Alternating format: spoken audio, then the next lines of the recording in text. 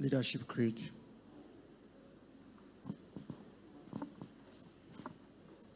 One to go. I am a leader, a visionary, a planner, a hard worker. I'm disciplined and loyal. I'm diligent and detailed. I'm focused and committed. I don't give up until I succeed. I'm an example to people around. I'm an answer to the challenges of today.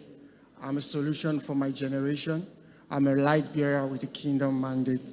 I am a leader. Praise the Lord. You can have your seat. My name is Israel. I would like to thank the leadership for the opportunity to share with you today. I'm going to be taking you on a very important topic. Topic is self-leadership. Why I picked this topic is a lot of people try to lead, but then the first step to leadership is leading yourself. If you can't lead yourself, you can't lead anybody, you can't lead anything, right? Okay, let's go through this. Self-leadership is the ability to lead yourself to achieve your personal and professional goals and objectives, while also helping the company or organization you work for to be successful. So some people will say, oh, I don't work for an organization. You yourself, you are the organization, right? Self-leadership is about developing and managing your individual energy to initiate, motivate, and perform at a high level. It is improving and sustaining your organization's leadership philosophy at an individual level.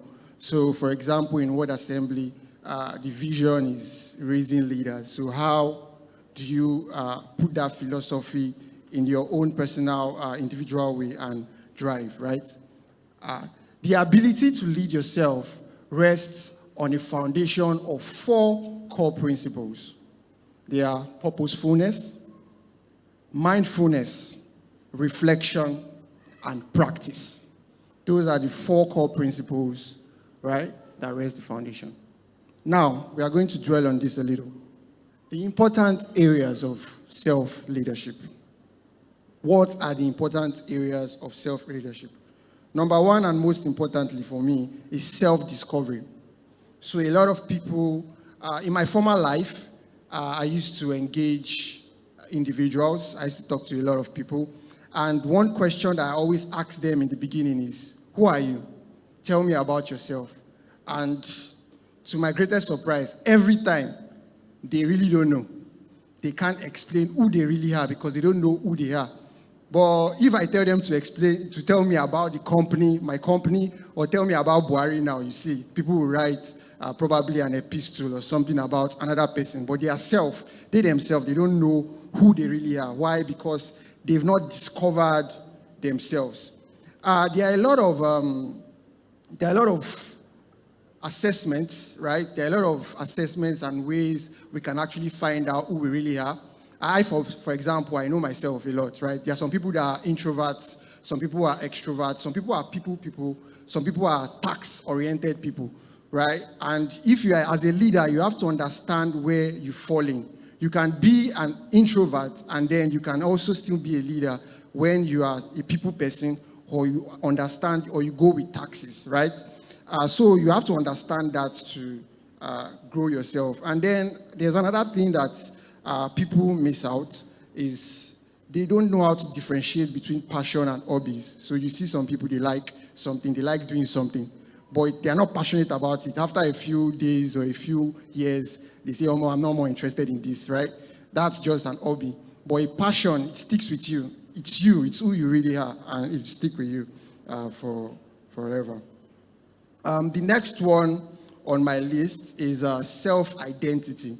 So self-identity is important. That's what we call packaging, right? Branding, positioning. I'm a brand strategist by profession, so I do this a lot for various companies. Self-identity is very important. If you don't identify yourself in a particular place, people won't really know you. For example, you discover yourself, you discover your talent, you're a singer, right? You sing a lot, you're a musician. What kind of identity do you want? Do you want to go into secular music, or you want to sing gospel, right? That's the kind of branding or identity that you are giving to yourself. And there are a lot of people who say this, oh, I don't care what people think about me. That's wrong. That's a wrong statement for a leader. As a leader, what people think about you matters. And as I always say, perception is reality, whether you like it or not.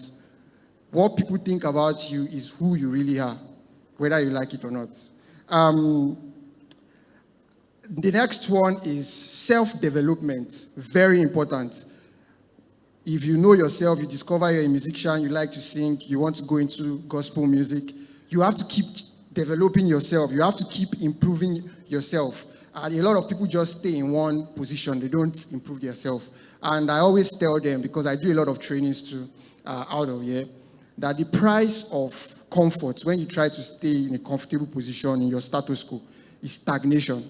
And when you are stagnant, the way the world works, the world moves ahead of you and you become outdated. I'm currently preparing for a professional exam in the London Business Institute. I did a lot of Excel back in school. I studied chemical engineering. I did a lot of Excel, applying complex formulas. But I'm taking a course now, right, for the exam that I'm going to take in August. And in the class, I realized that there are a lot of things that I don't know. Why? Not because I didn't want to know them, but because things are improving, are changing. New formulas, new updates are coming up. My facilitator is an international one. He's from Canada. Believe you me, this week, he learned a lot too. During the training us, he was able to even improve his skills. So development is something that keeps going, right? If you stay in one spot, the world leaves you. If you're in IT, anywhere you find yourself, if you just stay in one spot, the world moves ahead of you.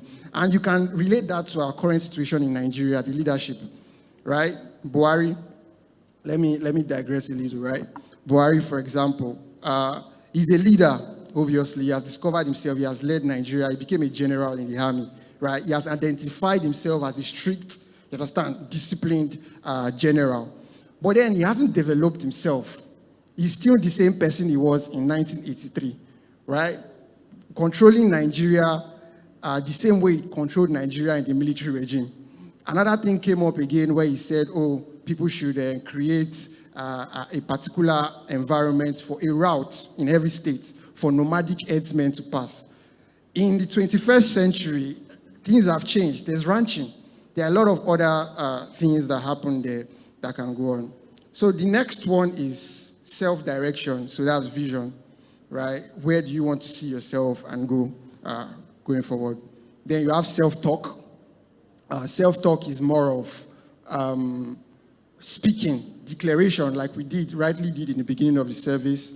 We spoke about leadership. I'm a leader, a visionary, a planner. And then at the end of the service, we always do faith declaration. It's not boasting, right? It's declaration. That's what self-leadership is. As a leader, you must be able to motivate yourself, because at the top it's lonely. So you must be able to motivate yourself to do things properly. Then self-mastery. When you are able to master, you know yourself, you understand your branding, your positioning, you improve yourself daily, you have self-talk and all. Mastering everything together works. I also missed out self-awareness. Self-awareness is there. That's walking the talk. Next slide, please. So basically, we are going to just run through this. This is a case study. We use David as a case study. So what basically happened here was David, so we can read chapter 32. David said to Saul, let no one lose heart or on account of this Philistine. Your servants will go and fight him. Saul replied, you are not able to go out against these Philistines and fight him. You are only a young man, and he has been a warrior from his youth. But David said to Saul, your servant has been keeping his father's sheep when a lion or a bear came and carried off a sheep from the flock. Next one. I went after. So basically what David was doing here was, he was reading out his CV, right? So most times we've discovered ourselves, we've identified who we are developing ourselves, but then the thing has not yet happened. Just keep doing it. There's a particular point where things will always align for you, and then you rule out your CV. That's what David was doing here. And then he had what we call self-talk. He was able to speak, right? Show himself, not boasting, but saying what he could do and doing it at the end of the day. Is this the next one? The next one. The next slide, please. So then Saul dressed David in his own tunic. He put a coat of armor on him and a bronze helmet on his head. David fastened on his sword over the tunic and tried walking around because he was not used to them. So what happened there was Saul gave David instruments that he wasn't used to. So sometimes we get to environments where instruments are given to us that we are not used to. We have to use what we know how to use and then develop ourselves to go that particular route that was there already. So David used what he used. To cut the long story short, he did what he did, and then at the end of the next slide, he was able to defeat the Philistine. Next slide, please. So you know the story of David, right? So you know the story of David. Go, no problem. So reflection. The reflection is, who am I? So who are you as a leader? Have you discovered yourself? What can I do to improve myself? Next slide. So as Christians, self-leadership is essential in our quest for divine distinction. Effective leadership can also result in greater success and satisfaction. Thank you. Okay.